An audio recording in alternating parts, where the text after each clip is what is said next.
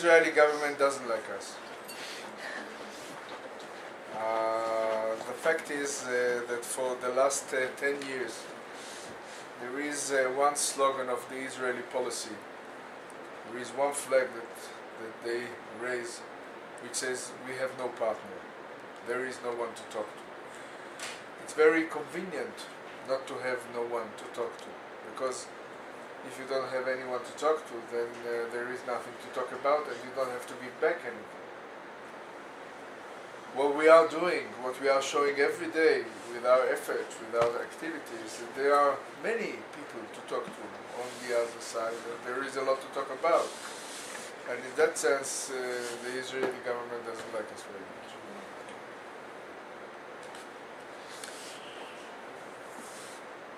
I think before Abu Ammar killed, he signed Arafat. Yeah. Our president Arafat. He gave us a permit to keep continue, and he agreed with us that maybe this is the right way. Now I think the both sides silently support us. This is what I feel, but I hope so. But now Ali sit with the fighters in Jenin, and he start talk about what we are doing, and at the end he succeed to let them put their guns, and part of them start being with us. We have people from Hamas, we have settlers, we have people from everywhere, from the simple people, from the both side I mean, which mean that everyone is tired and they want to create something new.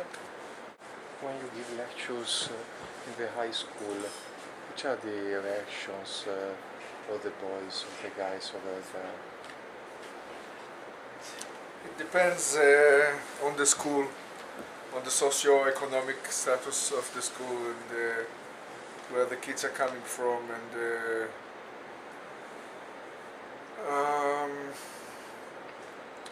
both societies have enormous respect for people who pay the price.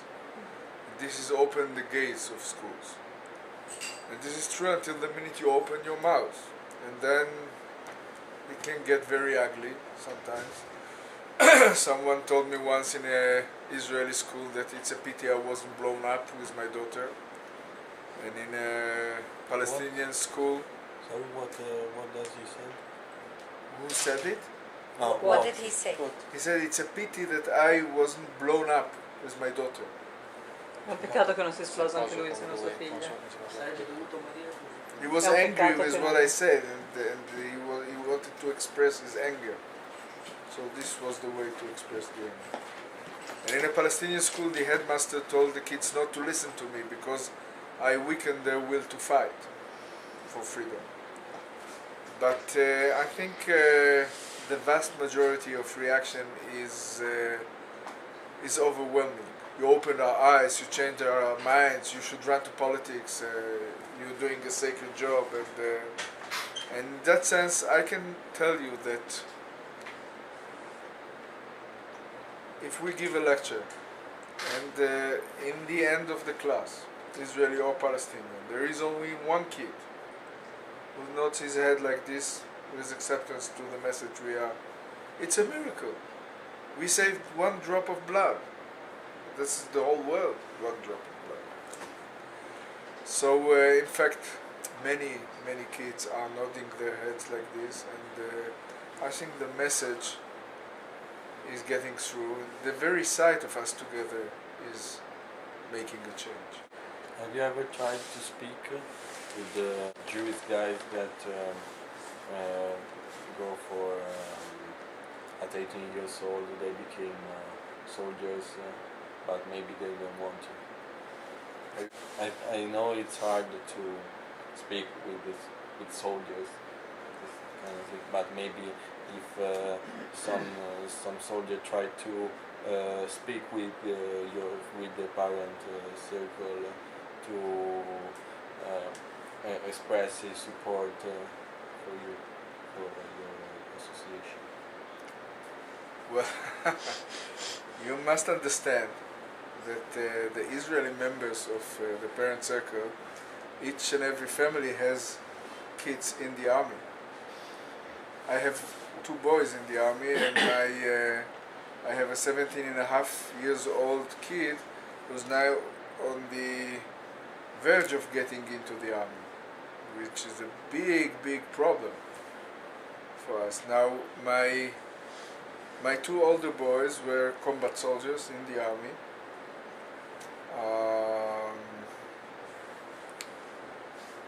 They are among the founders and creators of this organization, which is known by the name of Combatants for Peace. You heard about Combatants for Peace? This is a group of ex-Israeli soldiers, ex-Palestinian prisoners that combined together and decided to fight the occupation without violence, which is a very powerful organization, and I'm very proud of my sons. But if you take this 17.5 years old kid, on one hand, his mother is very much against him going to the army. She says she won't do his laundry. His brothers are categorically against him going to the army, but all his friends from the class are going. So the pressure is unbelievable, unhuman, and every decision that he will make will have a price. If he will go to the army, he will have to face a situation where he is standing at the checkpoint and Siham is coming. What will he do with himself? If he will not go to the army, he will go to jail. So the decision for now for him is to postpone the army for 1 year, to continue school. And then in 1 year, I don't know what will. It's not simple. Oh, you release me? By the way, I have to pass the checkpoint in the time. Otherwise, they will. Otherwise, I will take her to my house. And They will cut my neck. She will sleep in our house. Why here everybody's not like you? Why everybody is not like us? Yeah, here. It would be much more simple.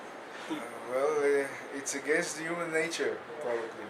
Trust me, there is a lot. I discovered this by myself. Because the only picture that I have in my whole life is the soldier face. I thought every Israeli one is a soldier, and all of them have the same face. But now, trust me, there is a lot of good people. And by the way, my best friend, actually my second best friend, is the first one is Jewish, since even before Yusuf's killed, she's a Jewish, and the second one, since 5 years, is from Italy. I love her. Her name is Barbara Questi. She's a movie star, actress, and director. yes, every Barbara year. Cupisti. Every year she came from It's very Italy. beautiful. Yes. She came to my castle. I have a big castle. To live with me like 3 months, 5 months. So send me through the air. Send her through the air. My love, please. I didn't understand not one thing. Yes. Are guys in Israel obliged to go to the army? By the law.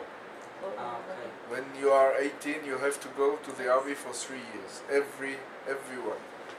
Boys and girls. Yes. Thank you very much. So Thank please, you very much. really, Yeah. be our messenger wherever you go. Get into our website. Yes. Be informed. Yes. Spread the message. Encourage us.